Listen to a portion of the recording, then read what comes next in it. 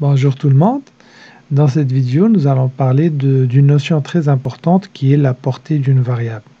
Donc pour faire simple, la portée d'une variable, c'est l'emplacement où je peux utiliser cette variable. C'est les limites où je peux utiliser cette variable. Si je reviens à l'exemple du compte à rebours qu'on a fait dans la vidéo précédente, nous avons écrit le code suivant. Donc on a dit que une boucle for à l'intérieur de laquelle j'ai défini la variable x et j'ai mis ma condition et ma décrémentation. Le bloc d'instruction consiste tout simplement à afficher la valeur de x. Donc ce que je dis, c'est que cette variable x, la variable x, elle a été définie où? À l'intérieur de la boucle. À l'intérieur de la boucle. Donc sa portée, ses limites se trouvent à l'intérieur de la boucle. En d'autres termes, je ne peux pas utiliser cette variable x ni avant la boucle, ni après la boucle. Pourquoi? Parce que sa définition, elle a été faite lorsque j'ai écrit ma boucle for. Par conséquent, elle ne peut être visible que à l'intérieur de la boucle for. La preuve, si j'essaie d'afficher la valeur de x juste après la boucle, en faisant un CTRL-C, CTRL-V, ce qui va me dire, le compilateur va me dire « Ah, là, je ne reconnais pas cette variable x, elle est en rouge. » Il n'arrive pas à reconnaître cette variable x. De même, si je vais la définir avant la boucle, c'est la même chose, il n'arrivera pas à reconnaître la variable x. Pour une raison très simple, c'est que cette variable x n'existe pas.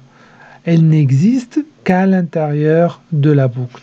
À l'intérieur de la boucle, vous pouvez faire ce que vous voulez avec votre variable x. Vous pouvez faire incrémentation, décrémentation, multiplication, addition avec une autre valeur. Vous pouvez faire ce que vous voulez avec votre variable x, mais tant que vous êtes à l'intérieur de la boucle. Si vous vous placez à l'extérieur de la boucle, cette variable-là, elle n'est pas visible. Voilà. Donc, comment puis-je faire pour avoir une variable qui est visible à l'intérieur de la boucle et à l'extérieur de la boucle? Dans ce cas-là, il faudrait définir cette variable dans la méthode main. Si vous écrivez int y égale à, on va mettre 5 par exemple, et là vous affichez le y, oui c'est correct parce que la variable y, elle est visible où? À partir du moment où vous l'avez définie jusqu'à la fin de votre méthode où elle a été définie. Donc la portée de la variable y, c'est à partir de son moment de définition, de déclaration et initialisation jusqu'à la fin de la méthode où elle a été déclarée. Donc, est-ce que je peux la variable y, à l'intérieur de la boucle? La réponse est oui, parce que la boucle se trouve à l'intérieur de la méthode main. Donc, je peux mettre ici, par exemple, y plus y++. Est-ce que la variable y, elle est visible à l'extérieur? Oui aussi, elle est visible à l'extérieur de la boucle parce que les limites, c'est jusqu'à cette accolade. Et là, je parle d'une variable qui est locale à la méthode main. Donc sa portée, elle sera juste au sein de la méthode main à partir de sa définition, bien sûr.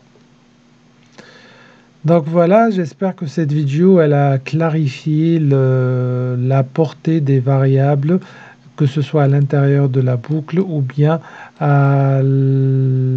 au sein de la méthode.